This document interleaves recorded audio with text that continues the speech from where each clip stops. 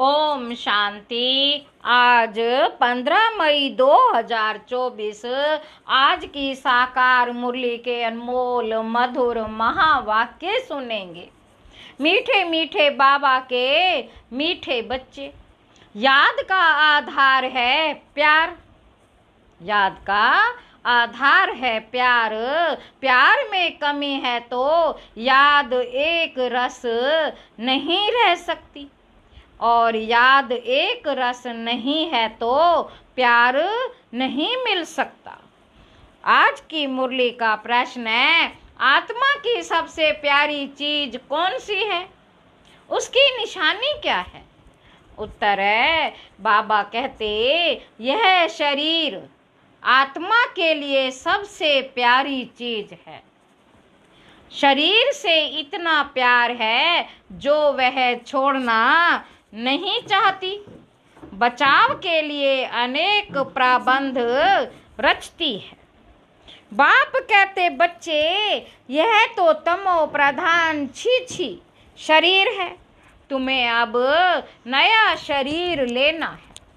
इसलिए इस पुराने शरीर से ममत्व निकाल दो, इस शरीर का भान ना रहे। यही है मंजिल। ओम शांति। रूहानी बाप रूहानी बच्चों को समझाते हैं, अब यह तो बच्चे जानते हैं कि देवी स्वराज्य का उद्घाटन तो हो चुका है। देवी स्वराज्य का उद्घाटन तो हो चुका है, अब तैयारी हो रही है वहां जाने लिए। जहां कोई शाखा खोलते हैं तो कोशिश की जाती है बड़े आदमी द्वारा ओपनिंग कराने की। बड़े आदमी को देख नीचे वाले ऑफिसर्स आदि सब आएंगे। बड़े आदमी को देख नीचे वाले ऑफिसर्स आदि सब आएंगे। समझो गवर्नर आएगा तो बड़े बड़े मिनिस्टर आदि आएंगे। अगर कलेक्टर को तुमने बुलाया, कलेक्टर को तुम बुलाओ तो बड़े आदमी नहीं आएंगे। इसलिए कोशिश की जाती है बड़े ते बड़ा कोई आए।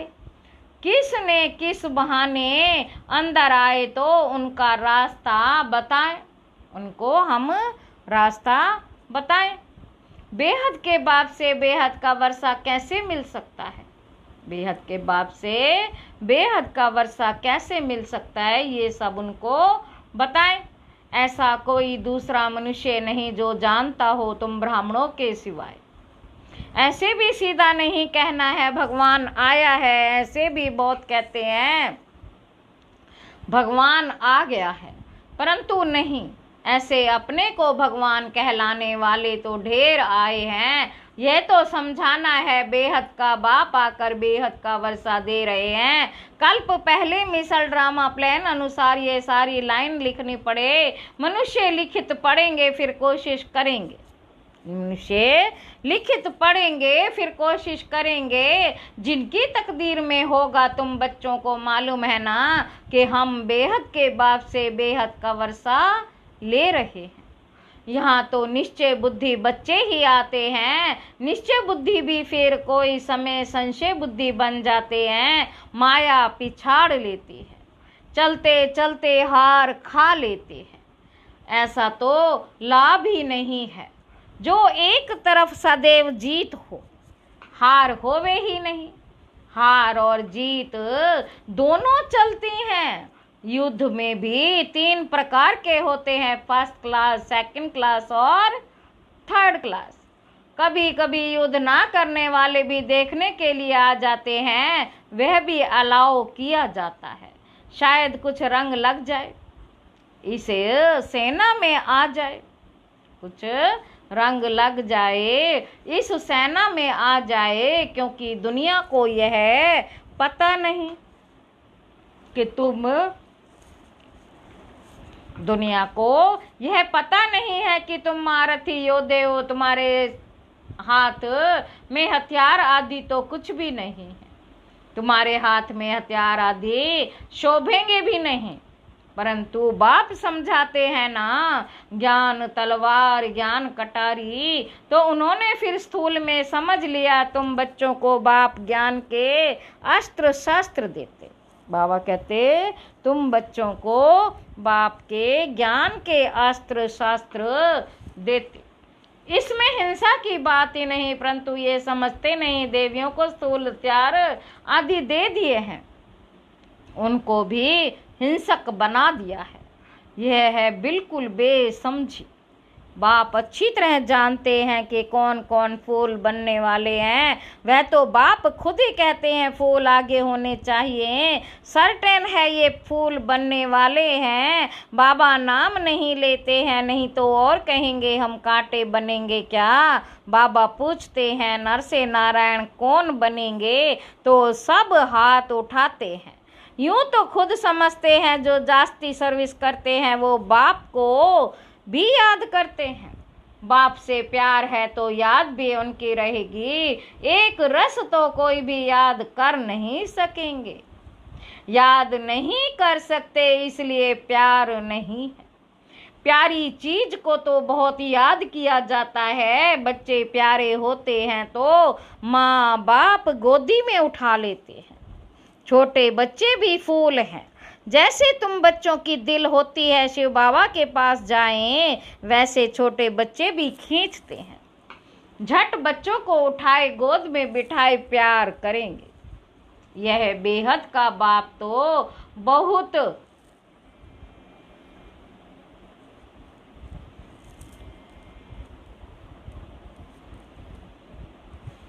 यह बेहद का बाप तो बहुत प्यारा है। सभी शुभ मनोकामनाएं पूरी कर देते हैं। मनुष्यों को क्या चाहिए? एक तो चाहते हैं तंदुरुस्ती अच्छी हो, कभी बीमार ना हो। सबसे अच्छी है ये तंदुरुस्ती। तंदुरुस्ती अच्छी हो परंतु पैसे ना हो तो वह तंदुरुस्ती भी क्या काम की। फिर चाहिए धन जिससे सुख मिले। बाप कहते तुमको हेल्थ और वेल्थ दोनों ही मिलनी है जरूर। यह कोई नई बात नहीं है, ये तो बहुत बहुत पुरानी बात है। तुम जब जब मिलेंगे तो ऐसे ही कहेंगे, बाकी ऐसा नहीं कहेंगे कि लाखों वर्ष हुए व पद्मों वर्ष हुए। नहीं, तुम जानते हो ये दुनिया नई कब होती है, पुरानी कब होती है। हम आत्माएं नई दुनिया में जाती हैं फिर पुरानी में आती हैं। तुम्हारा नाम ही रखा है ऑल राउंडर। बाप ने समझाया है तुम ऑल राउंडर्स हो। पार्ट बजाते बजाते अभी बहुत जन्मों के अंत में आकर पहुँचे हो।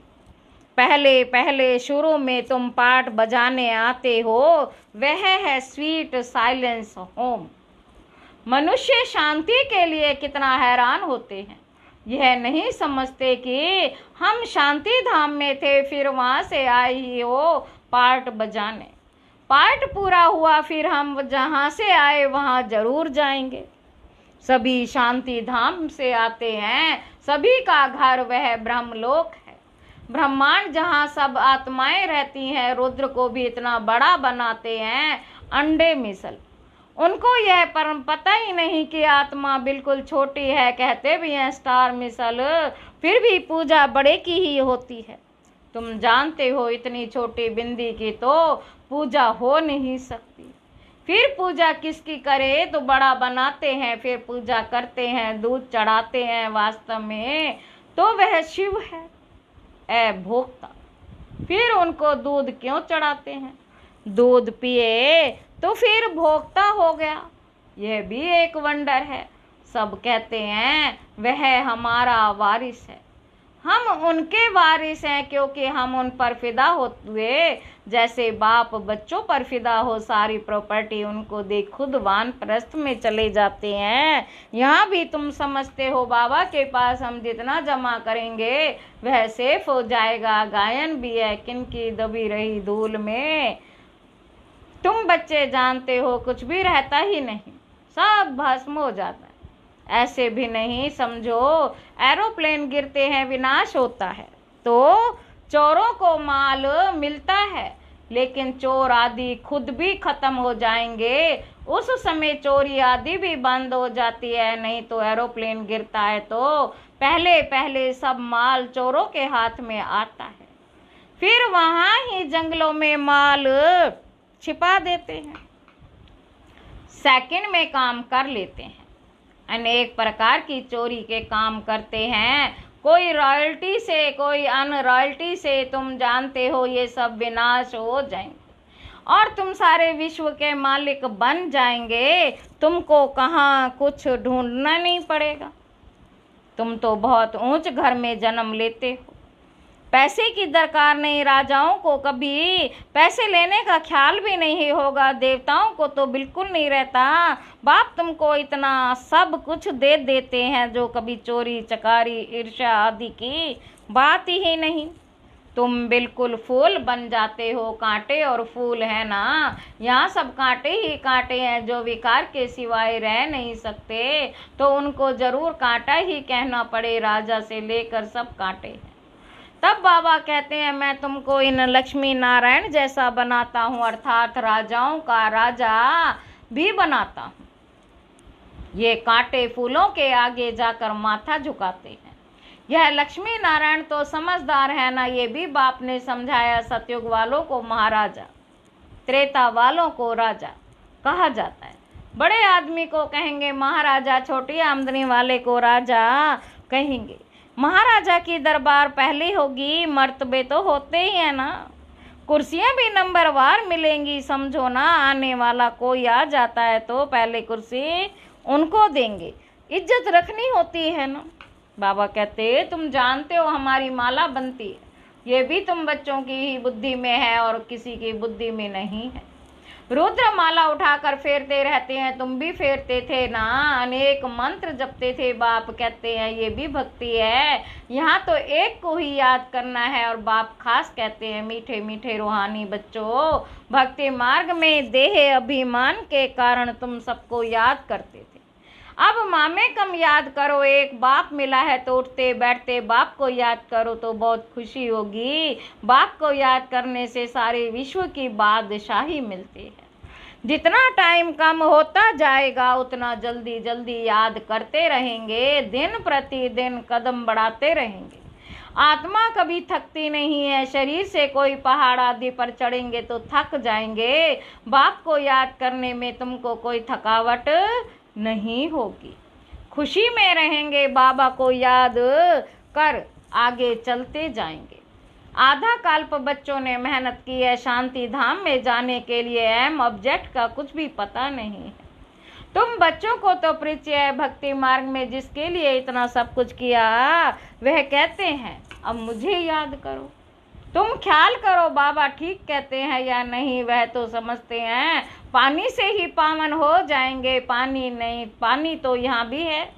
क्या ये गंगा का पानी है? नहीं, ये तो बरसात का इकट्ठा किया हुआ पानी है, झरनों से आता ही रहता है। उनको गंगा का पानी नहीं कहेंगे, कभी बंद नहीं होता। बाबा कहते ये भी कुदरत है, बरसात बंद हो जाती है परंतु पानी आता ही रहता है। वैष्णव लोग हमेशा कुएं का पानी पीते हैं। एक तरफ समझते हैं ये पवित्र है, दूसरी तरफ फिर पतित से पावन बनने के लिए गंगा में स्नान करने जाते हैं। इसे तो अज्ञान ही कहेंगे। बरसात का पानी तो अच्छा ही होता है। ये भी ड्रामा की कुदरत कहा जाता है। खुदाई नेचुरल कुदरत है। बीज कितना छोटा है उनसे झाड़ कितना बड़ा निकलता है, ये भी जानते हो। धरती कल राठी हो जाती है तो फिर उसमें ताकत नहीं रहती, स्वाद नहीं रहता है। तुम बच्चों को बाप यहाँ ही सब अनुभव कराते हैं। स्वर्ग कैसा होगा अभी तो नहीं है, ड्रामा में ये भी नोंद है। बच्चों को साक्षात्कार होता है, वहाँ के फल आदि कैसे अच्छे मीठे होते हैं तुम ध्यान में देख आकर सुनाते हो। फिर अभी जो साक्षात्कार करते हो वह वहाँ सब जाएंगे, तब इन आंखों से देखेंगे, मुख से खाएंगे। जो भी साक्षात्कार करते हो वे सब इन आंखों से देखेंगे।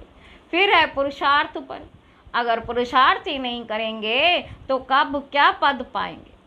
तुम्हारा पुरुषार्थ चल रहा है, तुम ऐसे बनेंगे। इस विनाश के बाद इन लक्ष्मी नारायण का राज्य होगा, ये भी अब मालूम पड़ा।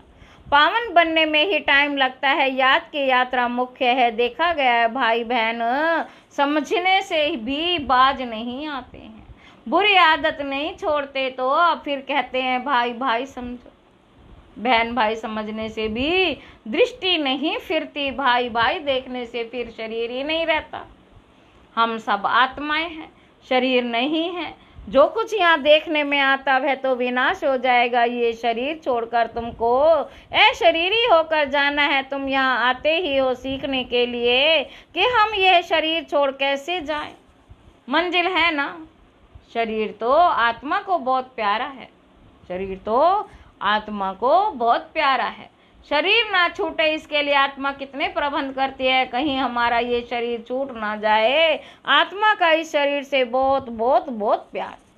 बाप कहते ये तो पुराना शरीर है, तुम भी तमो प्रधान हो, तुम्हारी आत्मा छी है, इसलिए दुखी बीमार पड़ते हो। बाप कहते अभी शरीर से प्यार नहीं रखना है। यह तो पुराना शरीर है, अब तुमको नया खरीद करना है। कोई दुकान नहीं रखा जहाँ से खरीद करना है। बाप कहते मुझे याद करो तो पावन बन जाएंगे। फिर शरीर भी तुमको पावन मिलेगा, 5 तत्व भी पावन बन जाएंगे। बाप सब बातें समझा कर फिर कहते हैं मन मना भव। अच्छा, मीठे मीठे सिक्के लदे बच्चों प्रति माता पिता बाप दादा का याद प्यार और गुड मॉर्निंग। रूहानी बाप की रूहानी बच्चों को नमस्ते। हम रूहानी बच्चों की रूहानी बाप दादा को याद प्यार और गुड मॉर्निंग। नमस्ते बाबा, नमस्ते, शुक्रिया बाबा, शुक्रिया। धारणा के लिए मुख्य सार पहला पॉइंट है शिव बाबा के हम वारिस हैं, वे हमारा वारिस है। इस निश्चय से बाप पर पूरा फिदा होना। जितना बाबा के पास जमा करेंगे उतना सेफ हो जाएगा। कहा जाता किनकी दबी रहेगी धूल में। दूसरा पॉइंट है कांटे से भी फूला भी बनना है। एक रस याद और सर्विस से बाप के प्यार का अधिकारी बनना है।